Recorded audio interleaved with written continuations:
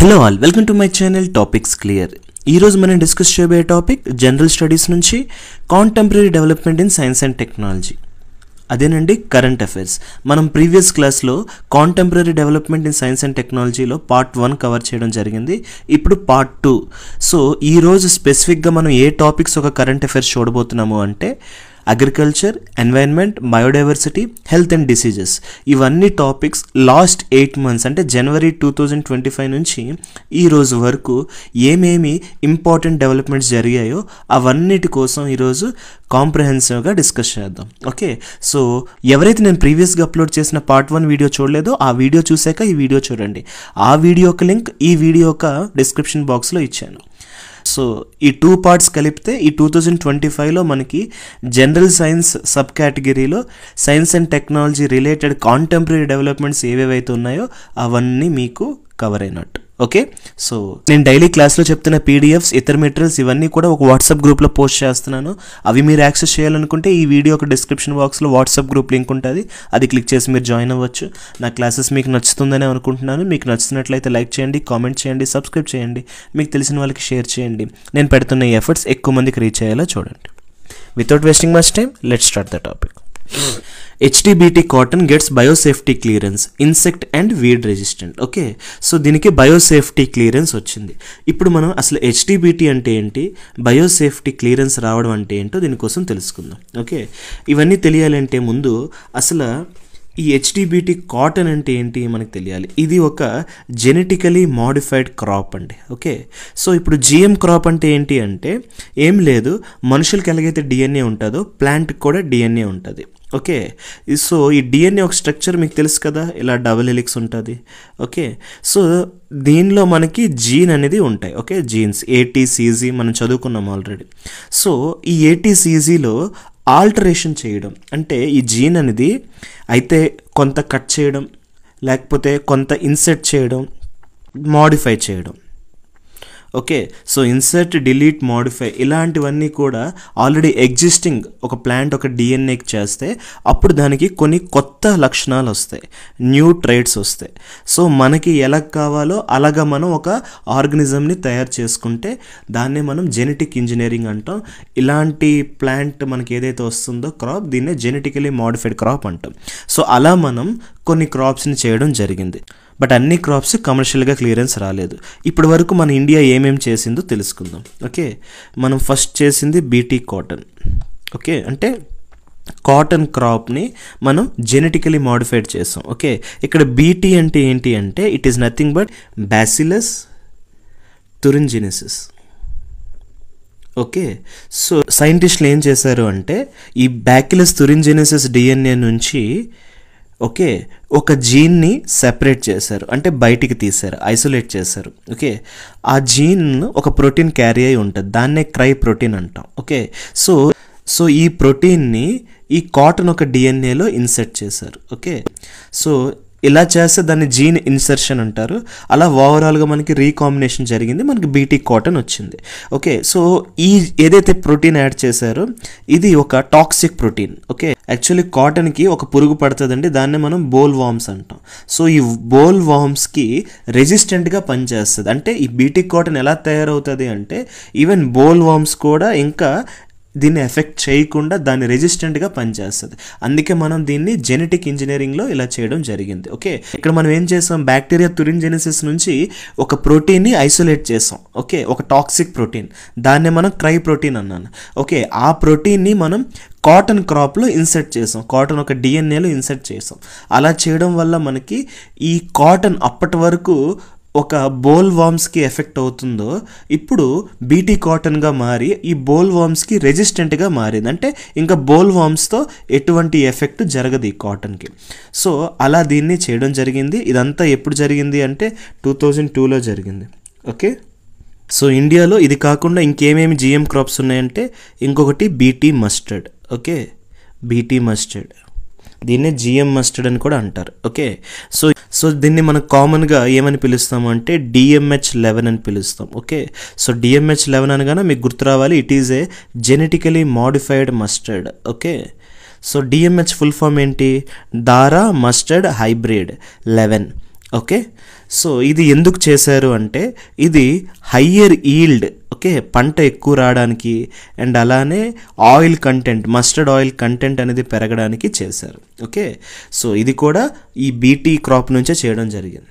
So ఇది దీనికోసం చేశారు.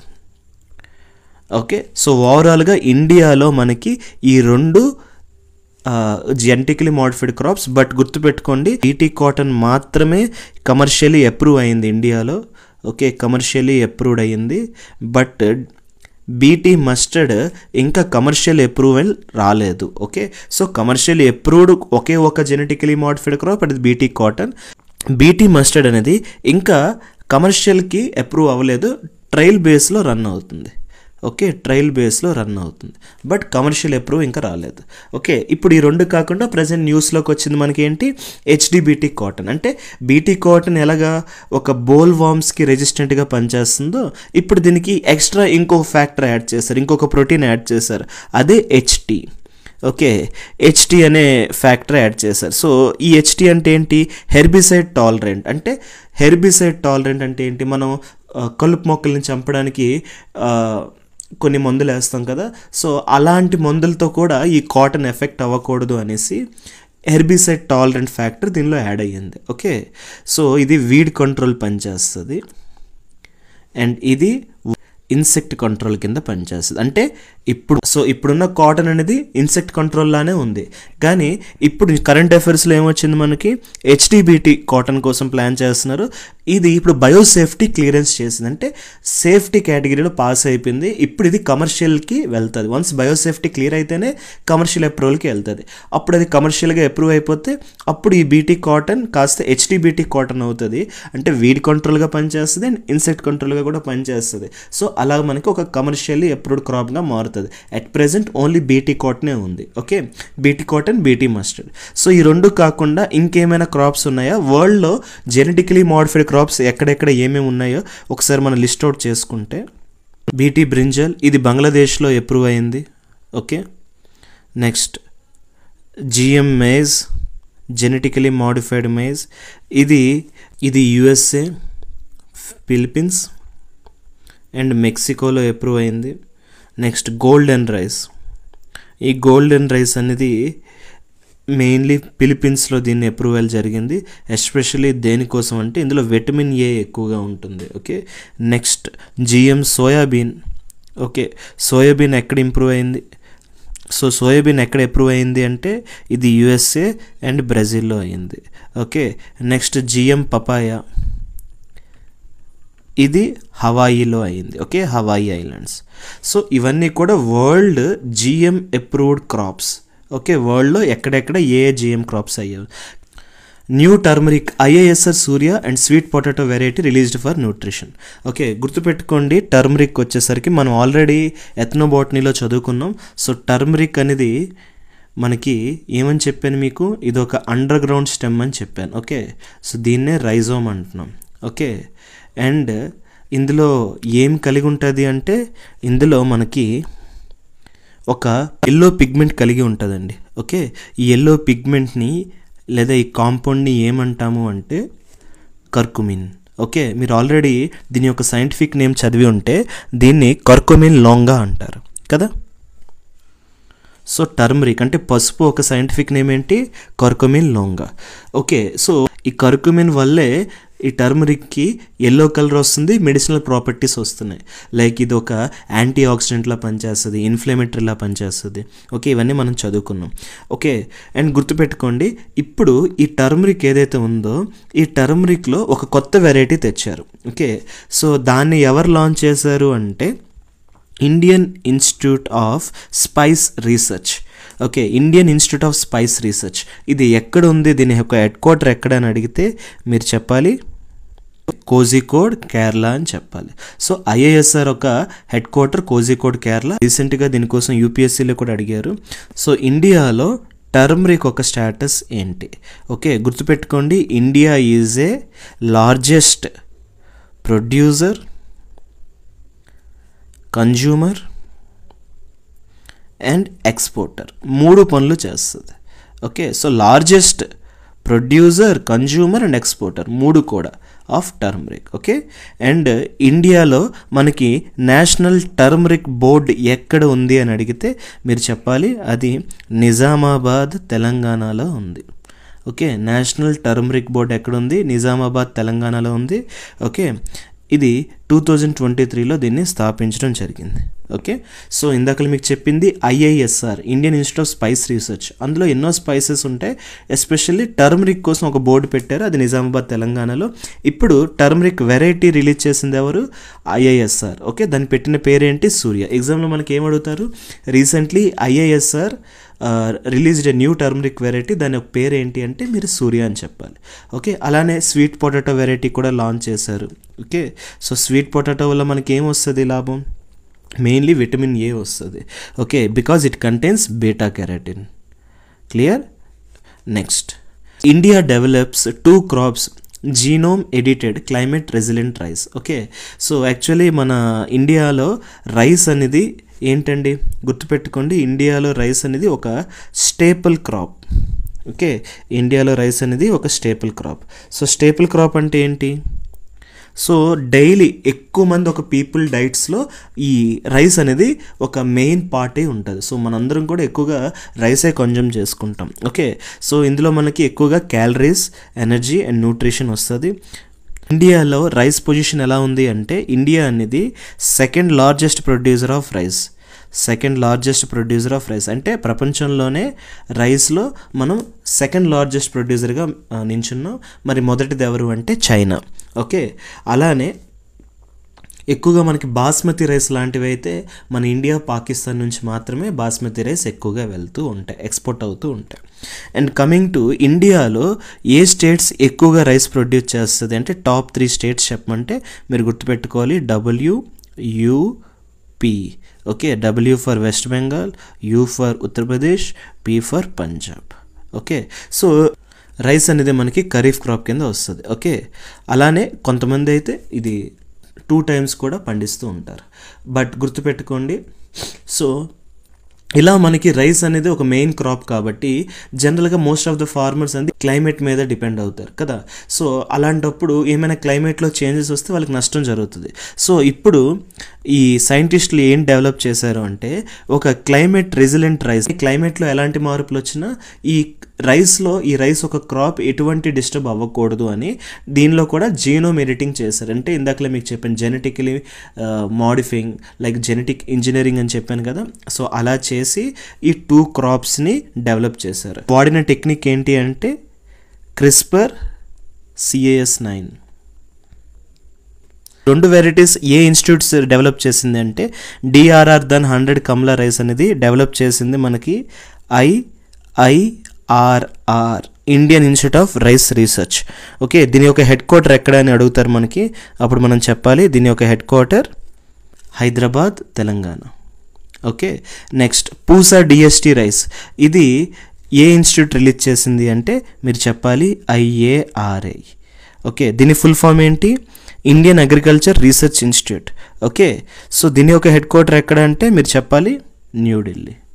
రైస్కి సంబంధించి ఇది కాకుండా ఇంకొక ఇన్స్టిట్యూట్ ఉంది, దాన్నే మనం NRRI అంటున్నాం, నేషనల్ రైస్ రీసెర్చ్ ఇన్స్టిట్యూట్ అంటాం. ఒకప్పుడు దీన్ని CRRI అని పిలిచేవాళ్ళం. ఓకే, బట్ ఇప్పుడు NRRIగా పేరు మార్చారు. ఇది ఎక్కడ హెడ్ క్వార్టర్ అంటే కటక్, ఒడిస్సా. ఓకే, ఎగ్జామ్లో మనకి ఇలాంటివి అడుగుతారండి, ఎందుకంటే రైస్ న్యూస్లోకి వచ్చింది కాబట్టి. నెక్స్ట్ది కూడా చూస్తే మీరు Tamil Nadu introduces ADT 59 short duration లో ఫెర్టిలైజర్ రైస్. అంటే తమిళనాడు ఏం చేసింది అంటే ఒక రైస్ని డెవలప్ చేసింది, దానికి చాలా తక్కువ రోజులు కావాలి, అంటే 100 నుంచి 120 రోజుల్లో ఇది క్రాప్లోకి లైక్ ఇది హార్వెస్ట్ అయిపోతుంది. అండ్ అలానే దీనికి చాలా తక్కువ ఫెర్టిలైజర్స్ కావాలి. సో చూసారా, ఇక్కడ రైస్ వచ్చింది. సో ఎగ్జామ్లో మనకి రైస్ కోసం అడిగే ఛాన్సెస్ ఉన్నాయి, అందుకే మీకు రైస్ రిలేటెడ్ డాటా అంతా కూడా ఇచ్చేసాను. ఓకే, జనరల్గా స్టాటిక్లో ఎలా అడుగుతారు అంటే కరెంట్ అఫైర్స్లో ఏ టాపిక్ అయితే వచ్చిందో దాని రిలేటెడ్ స్టాటిక్ అడుగుతారు. Next, ICAR renames CTRI as NIRCA.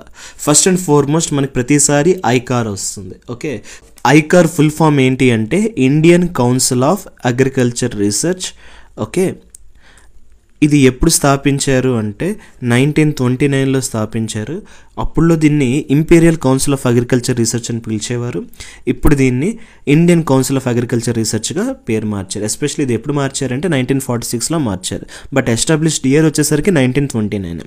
ఇది ఒక హెడ్ క్వార్టర్ ఎక్కడ అంటే న్యూఢిల్లీ అని చెప్పాలి.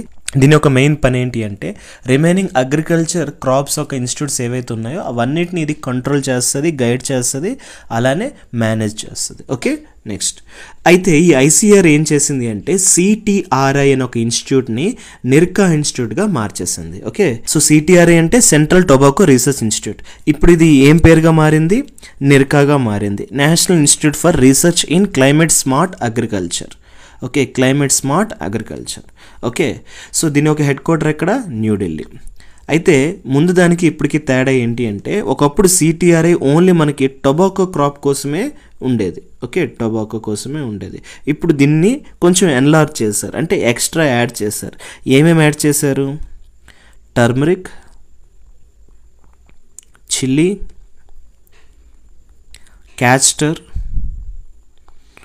ఇవన్నీ కూడా యాడ్ చేశారు. ఓకే, సో ఇవన్నీ యాడ్ చేయడం వల్ల ఇప్పుడు ఇది ఒక అంబ్రెల్లా ఆర్గనైజేషన్లా మారింది. ఓకే, సో ఇవి ఓవరాల్గా దీని యొక్క కథ. క్లియర్? నెక్స్ట్, సో ఇది ఒక అంబ్రెల్లా ఆర్గనైజేషన్గా మారి స్పెసిఫిక్గా టొబాకో కోసం కాదు కాబట్టి దీన్ని రీనేమ్ చేయడం జరిగింది. ఓకే, సో ఎగ్జామ్లో మనకు అడిగే ఛాన్సెస్ ఉన్నాయి. సో నిర్కా హెడ్ క్వార్టర్ ఎక్కడ, లేకపోతే నిర్కా ఏమేమి చూస్తుంది అంటే ఇవన్నీ చెప్పాలి. నెక్స్ట్, సిపిసిఆర్ఐ లాంచెస్ కల్ప Bhuma organic manure for urban farming. So అసలు సిపిసిఆర్ఐ అంటే ఏంటి? ఇది ఒక ఇన్స్టిట్యూట్ అండి. ఓకే, ఈ ఇన్స్టిట్యూట్ ఒక హెడ్ క్వార్టర్స్ మీకు ఎక్కువగా అడుగుతారు. ఇది central plantation crop research institute. Okay, so plantation crop ఒక రీసెర్చ్ ఇన్స్టిట్యూట్ ఇది. సో ప్లాంటేషన్ క్రాప్ ఒక రీసెర్చ్ ఇన్స్టిట్యూట్ ఇది. దీని యొక్క హెడ్ క్వార్టర్ ఎక్కడ? కసర్గోడ్, కేరళ. కసర్గోడ్, కేరళ. ఓకే, సో ఎలాగ టాపిక్ వచ్చింది కాబట్టి ప్లాంటేషన్ క్రాప్ అంటే ఏంటి? ఓకే, చాలామంది కన్ఫ్యూజ్ అవుతుంటారు ప్లాంటేషన్ క్రాప్కి, కమర్షియల్ క్రాప్కి. ఓకే, గుర్తుపెట్టుకోండి, మనకి ప్లాంటేషన్ క్రాప్ అంటే ఏంటి అంటే దీనికి ఒక పెద్ద ప్లాంటేషన్ ఉంటుంది. లైక్ చూడండి, ఎస్టేట్స్ లాంటివి ఉంటాయి కదా, tea estates, okay, rubber estates, ఇవన్నీ కూడా ప్లాంటేషన్ క్రాప్స్ కదా. అంటే దీనికి ఎక్కువ మోతాదులో ఎక్కువ ఏరియాలో దీన్ని ప్లాంటేషన్ చేసి ఉంటే అలాంటి క్రాప్ని ప్లాంటేషన్ క్రాప్ అంటారు. చాలామంది కమర్షియల్ క్రాప్కి, ప్లాంటేషన్ క్రాప్కి కన్ఫ్యూజ్ అవుతుంటారు. కమర్షియల్ క్రాప్ అంటే ఏంటి అంటే ఇది ప్రాఫిట్ మేకింగ్. సో నీకు ఇది కన్జంప్షన్ కాకుండా ప్రాఫిట్ కోసం. సో చాలా వరకు ప్లాంటేషన్ క్రాప్స్, కమర్షియల్ క్రాప్స్ కామన్గా ఉంటాయి. సో ఎగ్జాంపుల్స్ చెప్తున్నాను చూడండి. Tea, coffee, coconut, tobacco, sugar cane and cocoa. Okay, so ఇవన్నీ కూడా మనకి both plantation and commercial crops కిందే వస్తాయి. ఓకే, సో కన్ఫ్యూజ్ అవ్వాల్సింది ఏమీ లేదు. కమర్షియల్ క్రాప్ అనేది ఒక వేరే స్పెసిఫిక్ సెక్టర్, అది అంటే ప్రాఫిట్ కోసమా లేకపోతే కన్జంప్షన్ కోసం. అదే ప్లాంటేషన్ క్రాప్ అనేది దీని యొక్క ఎంత ఏరియాలో దీన్ని మనం ప్లాంట్ చేస్తున్నాం, ఎక్కువ మోతాదులో మనం ఎక్కువ లార్జర్ ఏరియాలో మనం దీన్ని హార్వెస్ట్ చేస్తున్నాం అంటే అలాంటి దాన్ని ప్లాంటేషన్ క్రాప్స్ అంటారు. సో సిపిసిఆర్ఐ ఏం చేసింది అంటే టౌన్స్లో ఫార్మింగ్ చేయడానికి ఒక ఆర్గానిక్ మాన్యూర్ లాంచ్ చేసింది. జనరల్గా మనం ఫెర్టిలైజర్ వాడుతున్నాం, ఫెర్టిలైజర్ వల్ల మనకి ఈల్డ్ ఎక్కువ వస్తుంది కానీ దానివల్ల పొల్యూషన్ ఎక్కువ అవుతుంది. అందుకే సిపిసిఆర్ఐ కల్ప భూమా అని ఒక ఆర్గానిక్ మాన్యూర్ లాంచ్ చేసింది. ఎగ్జామ్లో ఏం అడుగుతారు మనకి? CPCRI launched organic manure for urban farming, what it names. So దాని యొక్క నేమ్ ఏంటి అంటే అప్పుడు మీరు చెప్పాలి కల్ప భూమా అనేసి. Next, IIT Madras sets up bioplastic research institute. So bioplastic research institute పెట్టడం జరిగింది. అంటే ఈ ప్లాస్టిక్ అనేది బయోడిగ్రేడబుల్ ప్లాస్టిక్ అండి. మీకు తెలుసు ప్లాస్టిక్ అంటే non biodegradable, but bioplastic is a biodegradable. So biodegradable అంటే ఏంటి? ఇది మైక్రో బ్యాక్టీరియాతో బ్రేక్ డౌన్ అయిపోతుంది ఇన్ కేస్ మనం వాడేసాక సాయిల్లో పడేస్తే. Tamil Nadu approves cryogenic seed vault for endangered plants. So గుర్తుపెట్టుకోండి, ఎప్పుడు కూడా క్రయోజెనిక్ అంటే ఏంటి అంటే ఎక్స్ట్రీమ్ లో టెంపరేచర్. అంటే ఇక్కడ ఏం చేస్తున్నారంటే ఈ ఎండేంజర్డ్ అండ్ రేర్ ప్లాంట్ సీడ్స్ని స్టోర్ చేస్తున్నారు in extreme low temperature -196 degree Celsius వరకు దీన్ని స్టోర్ చేయడం జరుగుతుంది. సో ఇలా చేయడం వల్ల ఏంటి లాభం అంటే ఇది ఎటువంటి క్లైమేట్ చేంజ్కి ఎఫెక్ట్ అవ్వకుండా ఇది ఎక్కువ కాలం స్టోర్ అయి ఉంటుంది. సో ఎప్పుడైనా మనకు అవసరం పడితే అప్పుడు మనం దీన్ని మళ్ళీ యూజ్ చేసుకోవచ్చు. Okay, next. సో ఇదంతా ఎక్కడ జరుగుతుంది అంటే మీరు తమిళనాడు అని చెప్పాలి. Okay, next Hornbill conservation centre to come up in western Ghats. Okay, ఇక్కడ మీరు గుర్తుపెట్టుకోవాల్సిన విషయం ఏంటి అంటే అసలు హార్న్బిల్ అంటే ఏంటి. ముందు మీకు హార్న్బిల్ అంటే ఏంటో తెలిస్తేనే దాని యొక్క కన్జర్వేషన్ అండ్ దాని యొక్క కన్జర్వేషన్ సెంటర్ ఇవన్నిటి కోసం మనకు ఐడియా వస్తుంది. ఫస్ట్ అండ్ ఫార్మోస్ట్ అసలు హార్న్బిల్ అంటే ఏంటి. ఇది ఒక బర్డ్ అండి. ఓకే, ఇది ఒక సీడ్ డిస్పర్సింగ్ బర్డ్. అంటే సో ఈ బర్డ్ ఏం చేస్తుంది అంటే సీడ్స్ని స్ప్రెడ్ చేస్తుంది. సో ఈ బర్డ్ అనేది ఏ స్టేట్ ఒక బర్డ్స్ అంటే గుర్తుపెట్టుకోండి, hornbill is a state bird of Kerala and Arunachal Pradesh. So Arunachal ప్రదేశ్కి కేరళకి ఇది ఒక స్టేట్ బర్డ్. ఓకే, రాష్ట్ర పక్షి. అదే ఇంకొకటి ఉంటుంది మనకి ఎగ్జామ్స్లో అడిగే ఛాన్సెస్ ఉంటుంది, Hornbill festival. Hornbill festival. Okay, ఇది యాక్చువల్లీ ప్రతి సంవత్సరం డిసెంబర్లో నాగాల్యాండ్లో చేస్తారు ఈ ఫెస్టివల్ని. ఓకే, ఎవరు చేస్తారు, ఏ ట్రైబ్ చేస్తారు అని కూడా అడుగుతారు మనకి, గుర్తుపెట్టుకోండి. ఇది నాగా ట్రైబ్స్ సెలబ్రేట్ చేస్తారు. ఓకే, ఇది ఎక్కడ జరుగుతుంది అంటే నాగాల్యాండ్లో జరుగుతుంది. Okay, so Hornbill is a state bird for Arunachal Pradesh and Kerala, but Hornbill festival ఎక్కడ జరుగుతుంది అంటే నాగా ట్రైబ్ సెలబ్రేట్ చేస్తారు నాగాల్యాండ్లో. ఓకే, ఎవ్రీ ఇయర్ ఇది జరుగుతుంది. Okay, next.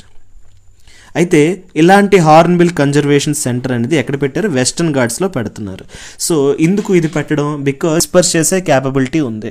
సో అందుకే దీన్ని ఎక్కువ కన్జర్వ్ చేస్తే ఆటోమేటిక్గా ఇది సీడ్స్ని దూరం స్ప్రెడ్ చేస్తుంది. అలా చేయడం వల్ల ప్లాంటేషన్ పెరుగుతుంది, అలాగలా ఫారెస్ట్లు పెరుగుతాయి. ఓకే, సో ఇది దీని యొక్క మెయిన్ థీమ్. అడుగుతారంటే కరెంట్ అఫైర్స్లో సో 2025లో ఏ స్పీషీస్ ఎక్కడ డిస్కవర్ అయ్యాయి అని అడుగుతారు. అంటే మనకు ఐడియా ఉండాలి ఈ స్పీషీస్ ఇలాంటి ఏరియాలో లైక్ వెస్టర్న్ ఘాట్స్ లేకపోతే హిమాలయాస్ లేకపోతే ఆ స్టేట్స్లో ఇవి దొరికాయి లేకపోతే డిస్కవర్ అయ్యాయి అని చెప్పాలి. ఓకే, సో మనం ఏ స్పీసీస్ డిస్కవర్ అయ్యాయి ఏ స్టేట్ నుంచి లేదా ఏ ప్లేసెస్ నుంచి అయ్యో తెలుసుకుందాం. రెప్టైల్స్ వచ్చేసరికి గెకో అస్సాం నుండి, wine snake UP Dudhwa tiger reserve నుంచి, అలానే డ్రాగన్ ఫ్లై అండ్ లిచన్ ఇవి వెస్టర్న్ ఘాట్స్ నుంచి. Coming to fishes, goby fish and eel ఇవి మనకి తమిళనాడు అండ్ ఆంధ్రాలో దొరికే అందులో కొత్త స్పీషీస్. నెక్స్ట్ ఇన్వర్ట్బ్రేట్స్ అంటే ఎవరికైతే బ్యాక్ బోన్ ఉండదో అవి. ఓకే, స్నేల్ మహారాష్ట్రలో దొరికింది, అలానే టెరెంటులస్ వెస్టర్న్ ఘాట్స్లో, అలానే సీ స్క్విడ్ ఇది జపాన్ దగ్గరలో దొరికింది. నెక్స్ట్ ప్లాంట్స్ అండ్ ఆల్గేస్కి వచ్చేసరికి ఫ్లవరింగ్ ప్లాంట్ పోర్టులాకా భారత్ ఇది అరావెలీ హిల్స్లో దొరికింది. నెక్స్ట్ జైంట్ బనానా ఇది అండమాన్లో దొరికింది. నెక్స్ట్ ఫ్రెష్ వాటర్ ఆల్గే కేరళలో దొరికింది. ఓకే, ఈ మాత్రం బేసిక్ ఐడియా ఉంటే చాలు. Sundarban tiger reserve expanded, now India's second largest tiger habitat. Okay, so గుర్తుపెట్టుకోండి టైగర్ రిజర్వ్స్ కోసం ఎగ్జామ్స్లో అడిగే ఛాన్సెస్ ఉంటాయి. ఓకే, సో మనకి టోటల్ ఎన్ని టైగర్ రిజర్వ్స్ ఉన్నాయంటే 58 టైగర్ రిజర్వ్స్ సో ఫార్ ఇండియాలో ఉన్నాయి టిల్ డేట్. ఓకే, ఈ రోజు వరకు 58th టైగర్ రిజర్వ్ అంటే రీసెంట్గా యాడ్ అయిన టైగర్ రిజర్వ్ ఏంటి అంటే మాధవ్ టైగర్ రిజర్వ్ మధ్యప్రదేశ్లో ఉంది. ఓకే, ఇది కాకుండా లార్జెస్ట్ టైగర్ రిజర్వ్ ఏంటి అంటే మనం చెప్పాలి Nagarjuna Sagar Srisailam tiger reserve. Okay, and second largest tiger reserve ఇప్పుడు సుందర్బన్ టైగర్ రిజర్వ్ నుంచి ఉంది. Okay, second place. అదే స్మాలెస్ట్ టైగర్ రిజర్వ్ ఏంటి అని అంటే మనం చెప్పాలి bore tiger reserve Maharashtra. Okay, so ఇది ఓవరాల్గా టైగర్ రిజర్వ్స్ కోసం. అండ్ ఎగ్జామ్స్లో మనకి టైగర్ కోసం కూడా అడిగే ఛాన్సెస్ ఉంటుంది. ఓకే, సో మనకి ప్రాజెక్ట్ టైగర్ ఎప్పుడు వచ్చింది అంటే మనం చెప్పాలి 1973. Okay, very much important. So ఈ ప్రాజెక్ట్ టైగర్ అండర్లోనే మనకి ఎన్టీసీఏ డెవలప్ అయింది, national tiger conservation authority.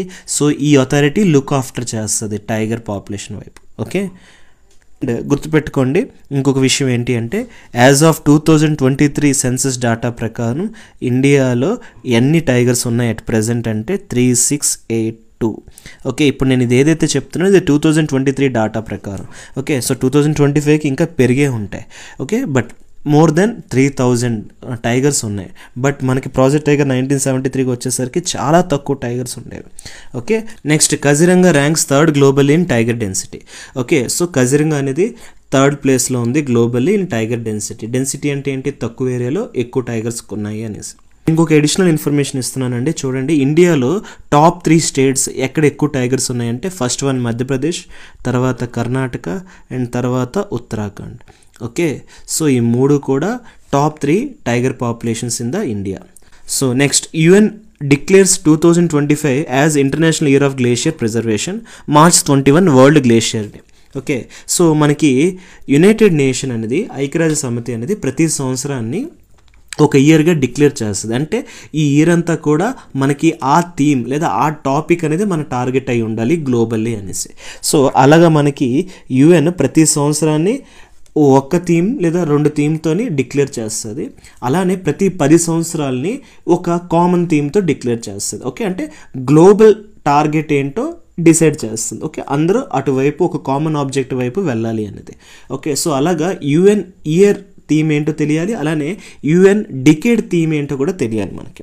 So మీకు ఇవన్నీ నేను లిస్ట్ అవుట్ చేసి ఇస్తున్నాను, నోట్ డౌన్ చేసుకోండి, వెరీ మచ్ ఇంపార్టెంట్. సో ఇక్కడ మనం ఇయర్ ఏంటో తెలుసుకుందాం, అలానే యుఎన్ పెట్టిన నేమ్ ఏంటో తెలుసుకుందాం. Okay, first one 2024 recent data ఇస్తున్నాను మీకు. 2024 యుఎన్ దీన్ని ఏమని పిలిచింది? ఇంటర్నేషనల్ ఇయర్ ఆఫ్ క్యామెలిడ్స్, అంటే క్యామెల్స్ కోసం చెప్తుంది. ఓకే, నెక్స్ట్ 2025 ఇదేమని చెప్పింది? International year of quantum science and అలానే ఇంకొక థీమ్ ఏంటి? Glacier preservation. ఇప్పుడు ప్రజెంట్ నడుస్తున్న decade, so UN name of the decade ఏం పెట్టింది అంటే 2024 నుంచి 2033 వరకు. సో ఈ 10 years ఏదైతే ఉందో దీన్ని డికేడ్ అంటారు. ఓకే, దీనికి ఏమని పెట్టింది అంటే it is a decade of sciences for sustainable development. Okay, మన సిలబస్లో ఇవే కదా ఉన్నాయండి, సో ఇది అడిగే ఛాన్సెస్ ఉంటుంది. సో 2024-33 యొక్క యుఎన్ డికేడ్ నేమ్ ఏంటి అంటే మనం చెప్పాలి decade of science for sustainable development. అంటే ప్రజెంట్ మనం ఇది గాన్ త్రూ అవుతున్నాం, అండ్ ఈ రెండు కూడా as per current affairs important. Next, so Nepal to host Sagarmatha Samvad 2025 on glacier conservation. So ఎలాగ యుఎన్ డిక్లేర్ చేసింది 2025 గ్లేషియర్ కన్జర్వేషన్ అనేసి. సో March 21 మనకి వరల్డ్ గ్లేషియర్ డే అని కూడా మనం సెలబ్రేట్ చేసుకుంటున్నాం. సో నేపాల్ వాళ్ళు ఏం చేస్తున్నారంటే సాగర్మాత సంవాద్ 2025ని హోస్ట్ చేస్తున్నారు. అసలు ఈ సాగర్మాత అంటే ఏంటి అంటే సింపుల్గా మీకు చెప్పాలంటే it is a Nepali name of ఏంటి? Mount Everest. Okay, so Mount ఎవరెస్ట్ని నేపాల్లో ఏమని పిలుస్తారు అంటే సాగర్మాత అని పిలుస్తారు. ఓకే, దీని యొక్క హైట్ ఎంత అని అంటే మనం చెప్పాలి 8848 meters, 8848 meters అని చెప్పాలి. ఓకే, అండ్ నేపాల్లో దీన్ని సాగర్మాత అని పిలుస్తారు, బట్ టిబెట్లో లేదా చైనాలో దీన్ని ఏమని పిలుస్తారు అంటే చోమ్లుంగ్మా.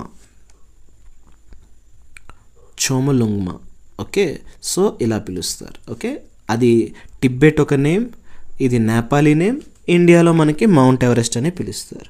ఓకే, సో ఇది. Next, new glacier discovered in Uttarakhand NITI valley. Okay, మనకి ఉత్తరాఖండ్లో కొన్ని పాసెస్ ఉంటాయి, మనా pass, Lipulekh pass and NITI pass. ఈ 3 పాసెస్ కూడా మనకి ఉత్తరాఖండ్లో ఉంటాయి. ఈ 3 కూడా మనకి మాన్సరోవర్ టిబెట్ని కనెక్ట్ చేస్తుంది. ఓకే, సో అక్కడ కొత్త గ్లేషియర్ అనేది డిస్కవర్ అయ్యిందంట. Next, Nepal's Yala glacier shrinking. Nepal ఒక యాలా గ్లేషియర్ ష్రింక్ అవుతుంది, అంటే కరిగిపోతుంది. మీకు తెలుసు ఎందుకు కరుగుతుంది అనేసి, because of climate change and global warming. So ఇలా కరగకూడదనే కదా మనం ఈ నెట్ జీరో కార్బన్ ఎమిషన్స్ వైపు వెళ్తున్నాం. ఓకే, సో ఇండియా ఎంత టార్గెట్ పెట్టుకుంది? 2070 కల్లా జీరో నెట్ కార్బన్ ఎమిషన్ని మెయింటైన్ చేస్తామని, అంటే అసలు కార్బన్నే ఎమిట్ చేయమని చెప్తుంది. ఓకే, బట్ ఈ యాలా గ్లేషియర్ అనేది 2040 కల్లా కంప్లీట్గా వ్యానిష్ అయిపోద్ది. సో ఎగ్జామ్లో మనకు అడిగే ఛాన్సెస్ ఉంటాయి, యాలా గ్లేషియర్ ఎక్కడుంది అంటే నేపాల్లో ఉందని చెప్పాలి. అండ్ అలానే ఈ నీతి పాస్ ఆర్ నీతి వ్యాలీ ఎక్కడుంది అంటే మనం చెప్పాలి ఉత్తరాఖండ్ అనేసి. ఓకే, సో ఇది ఓవరాల్గా డాటా. నెక్స్ట్ కేరళ లాంచెస్ కవచం.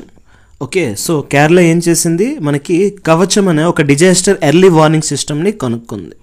ఓకే, సో దీని ఒక మెయిన్ పని ఏంటి అంటే మనకి ముందు డిజాస్టర్ వస్తుందో లేదో మనకి ముందే ప్రిడిక్ట్ చేసేస్తుంది. ఆల్రెడీ మనం డిజాస్టర్ మేనేజ్మెంట్లో చదువుకున్నాం కదా, ముందు మనకి ప్రిడిక్ట్ చేసిస్తే మనం ప్రిపేర్ అయి ఉంటాం. ఓకే, సో ఇది artificial intelligence and internet of things use చేసి ఇది డిజైన్ చేయబడి ఉంది. సో ఇది mainly floods, landslides and coastal హజార్డ్స్ని ప్రెడిక్ట్ చేస్తుంది. ఓకే, మీకు తెలుసు కేరళలో ఎలాంటి ఫ్లడ్స్ వచ్చాయో 2018 అండ్ 2019లో. Next Kerala's Kappad and Chal beaches awarded blue flag certification. Very much important అండి.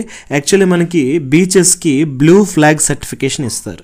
ఓకే, అసలు ఇది ఎవరు ఇస్తారు అంటే మనకి ఒక సంస్థ ఉంది, దాన్నే మనం ఫీ అంటాం. ఓకే, ఫీ అంటే ఫౌండేషన్ ఫర్ ఎన్వైరన్మెంట్ ఎడ్యుకేషన్. ఇది డెన్మార్క్ బేస్డ్ సంస్థ. ఇది ఏం చేస్తుంది అంటే ఎక్కడ ఏ బీచెస్ అయితే గ్లోబల్లీ అంటే వరల్డ్ వైడ్ వాటర్ క్లీన్గా ఉందా, వేస్ట్ మేనేజ్మెంట్ చేస్తున్నారా, సేఫ్టీ ఉందా, ట్రాఫిక్ ఇష్యూ లేదా, ఈకో ఎడ్యుకేషన్ ఉందా, ఇవన్నిటిని చూసి కొన్ని బీచెస్కి బ్లూ ఫ్లాగ్ సర్టిఫికేషన్ ఇస్తారు. అలాగే వీళ్ళు ఏ బీచెస్ బ్లూ ఫ్లాగ్ సర్టిఫికేషన్ ఇస్తారో అక్కడ టూరిజం అనేది చాలా ఎక్కువ డెవలప్ అవుతుంది. బికాస్ మనం ఏదైనా బీచెస్కి వెళ్ళాలి అంటే, ఒక కంట్రీలో బీచెస్కి వెళ్ళాలంటే ఏ బీచెస్ చూడాలి అంటే ఎస్పెషల్లీ మనం చూసుకుంటాం ఏవైతే నీట్గా ఉన్నాయో, ఎక్కడైతే బ్లూ ఫ్లాగ్ సర్టిఫికేషన్ ఉందో అది మనం ఫస్ట్ ప్రిఫరెన్స్గా తీసుకుంటున్నాం. ఎందుకంటే అదే మనకి మంచి టూరిస్ట్ స్పాట్ కింద ఉంటుంది. సో అందుకే ఈ మధ్యకాలంలో ఈ బ్లూ ఫ్లాగ్ సర్టిఫికేషన్ ఏ బీచెస్కి ఇస్తుందో అది చాలా మేజర్ రోల్ ప్లే చేస్తుంది. ఎందుకంటే టూరిజం అంతా దాని మీద డిపెండ్ అయి ఉంటుంది. రీసెంట్గా మనకి వైజాగ్లో రిషికొండ బీచ్ని ఒకప్పుడు ఇది ఒక బ్లూ ఫ్లాగ్ సర్టిఫికేషన్గా ఉండేది, దాన్ని బయటికి తీసేయడం జరిగింది ఆ లిస్ట్ నుంచి. బికాజ్ అక్కడ సరిగ్గా వేస్ట్ మేనేజ్మెంట్ చేయలేదనేసి మళ్ళీ అక్కడ ఉన్న కమ్యూనిటీ అందరూ కూడా కలిసి అక్కడ వేస్ట్ అంతా క్లీన్ చేసేసి మళ్ళీ దానికి బ్లూ ఫ్లాగ్ సర్టిఫికేషన్ వచ్చేలా చేశారు.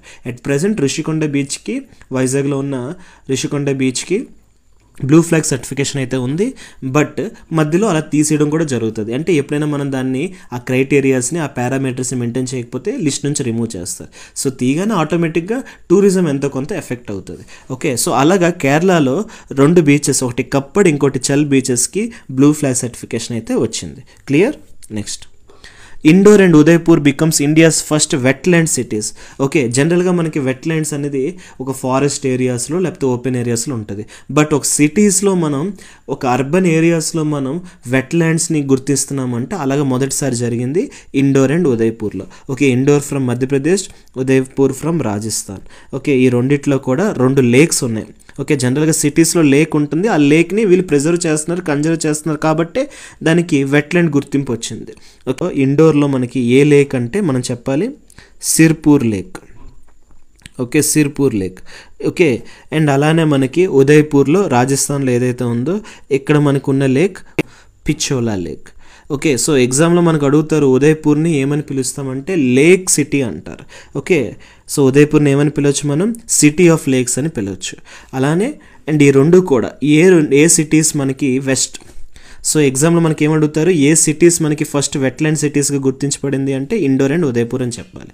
Next, Western Ghats identified as hotspot threatened fresh water species. Okay, so మనకి వెస్టర్న్ ఘాట్ అనేది ఒక హాట్స్పాట్ అయింది థ్రెటెండ్ ఫ్రెష్ వాటర్ స్పీషీస్కి. సో ఫస్ట్ అండ్ ఫార్మోస్ట్ అసలు హాట్స్పాట్ అంటే ఏంటి చూడండి. హాట్స్పాట్ అంటే ఏంటి అంటే ఇది ఒక ప్లేస్, ఇది ఒక బయోడైవర్సిటీ ప్లేస్. ఇక్కడ మనకి rich endemic flora and fauna ఉంటుంది. గుర్తుపెట్టుకోండి, ఎండమిక్ ఫ్లోరా ఫానా అంటే, ఫ్లోరా అంటే ప్లాంట్స్, ఫానా అంటే animals. So endemic plants and animals అంటే ఏంటి, ఎక్కడ దొరకవు, ప్రపంచం అంతా ఎక్కడ దొరకవు, ఇక్కడ మాత్రమే ఇవి దొరుకుతున్నాయి, ఈ స్పీషీస్ ఇక్కడ మాత్రమే అవైలబుల్గా ఉన్నాయంటే అలాంటి స్పీషీస్ని ఎండమిక్ స్పీషీస్ అంటారు. ఇలాంటి ఎండమిక్ స్పీషీస్ అంతా ఒక చోట ఉంటే ఆటోమేటిక్గా మనకి రిచ్ బయోడైవర్సిటీ ఉంటుంది. బికాస్ వెరైటీ ఆఫ్ స్పీషీస్ కలిగి ఉంటుంది కాబట్టి. ఈ ఏరియా అంతటిని యునెస్కో ఏమని పేరు పెట్టింది, బయోడైవర్సిటీ హాట్స్పాట్స్ అని పెట్టింది. ఓకే, సో యునెస్కో దీన్ని ఎలా గుర్తించింది, బయోడైవర్సిటీ హాట్స్పాట్స్. అలాగా మన ఇండియాలో ఉన్న హాట్స్పాట్స్ ఏంటి అంటే మొదటిది వెస్టర్న్ ఘాట్స్. ఓకే, రెండోది హిమాలయాస్, ఎస్పెషల్లీ మనకి ఈస్టర్న్ హిమాలయాస్ అంటే నార్త్ ఈస్ట్ హిమాలయాస్ కింద చెప్పుకోవచ్చు. నెక్స్ట్ అండమాన్ కూడా ఇందులో ఉంటుంది. And coming to Nicobar islands.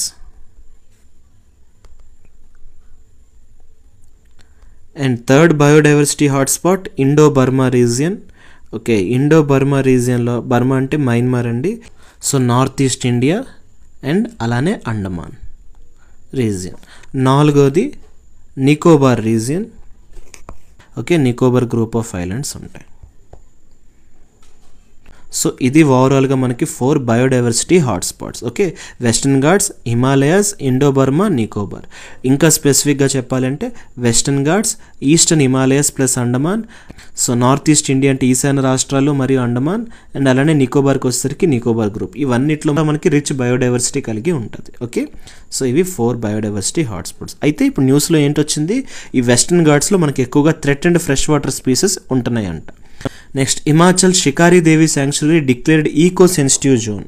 Okay, so Himachal Shikari Devi sanctuary ఏదైతే ఉందో దాన్ని ఈకో సెన్సిటివ్ జోన్గా డిక్లేర్ చేశారంట.